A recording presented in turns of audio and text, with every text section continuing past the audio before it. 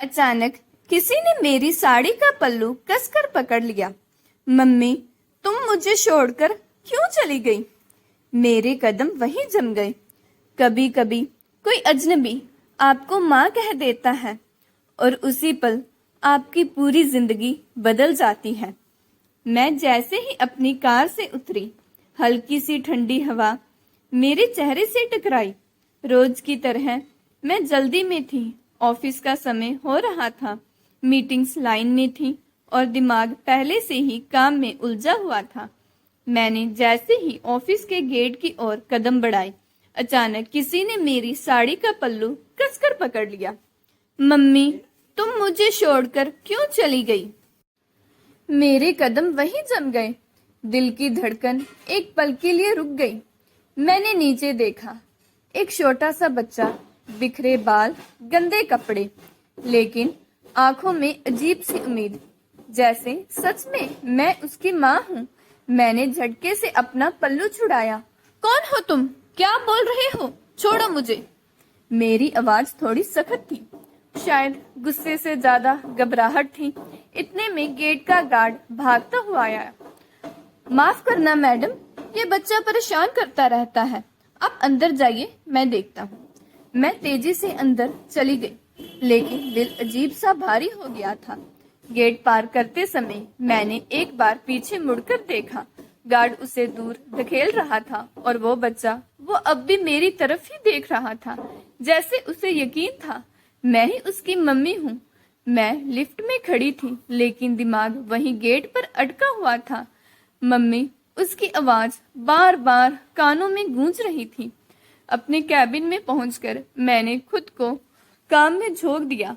Files, emails, calls, सब कुछ एक के बाद एक चलता रहा। लेकिन सच ये था, मैं काम कर रही थी, पर सोच कहीं और रही थी। दोपहर कब हो गई पता ही नहीं चला। जैसे ही मैंने टिफिन खोला, पहली रोटी हाथ में ली, अचानक वही चेहरा सामने आ गया। मेरे हाथ रुक गए। मुझे खुद पर गुस्सा आया। क्यों सोच रही हूँ मैं उसके बारे में? कौन है वो मेरा? लेकिन दिल मानने को तैयार नहीं था। मैंने जल्दी जल्दी खाना खत्म किया और लगभग दौड़ते हुए गेट तक पहुंच गई। भैया, वो बच्चा कहाँ है? मैंने सांस लेते हुए पूछा।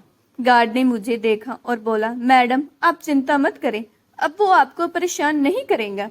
मैंने उसके बाप से शिकायत कर दी थी, वो उसे ले गया। मुझे राहत नहीं मिली, उल्टा बेचैनी बढ़ गई।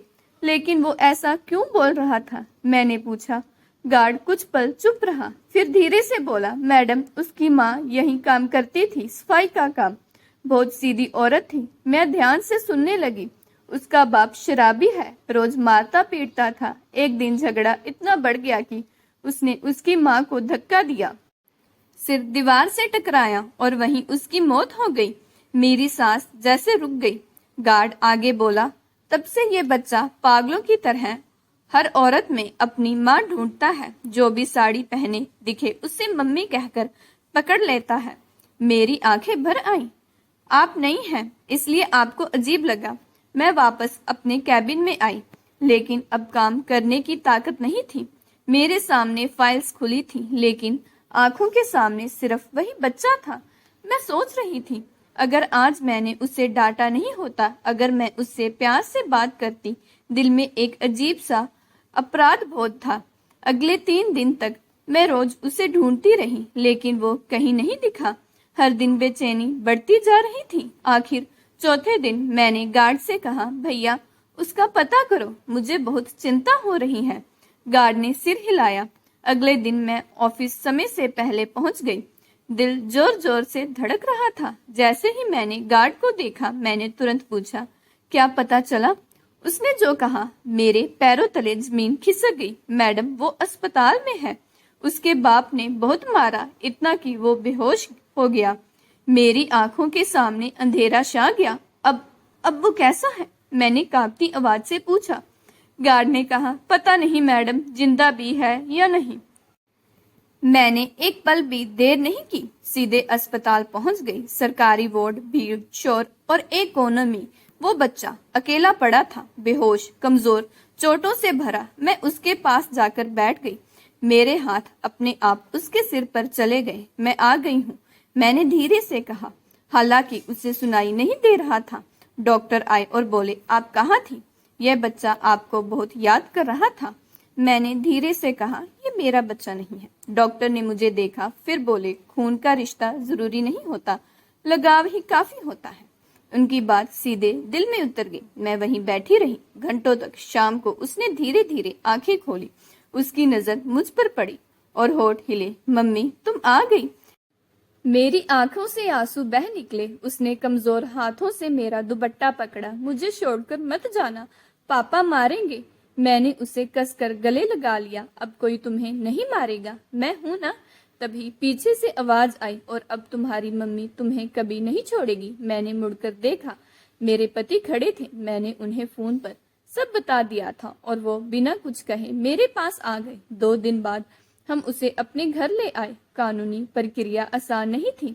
उसके पिता को मनाना, कागज बनवाना, समाज के सवाल, लेकिन हमने हार नहीं मानी। आखिरकार वो बच्चा हमारा हो गया। हमने उसका नाम रखा आरव।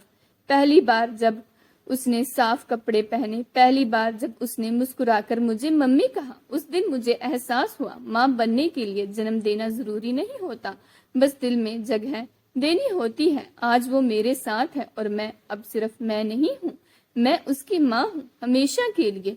दोस्तों, उम्मीद करती हूँ आपको हमारी कहानी पसंद आई होगी।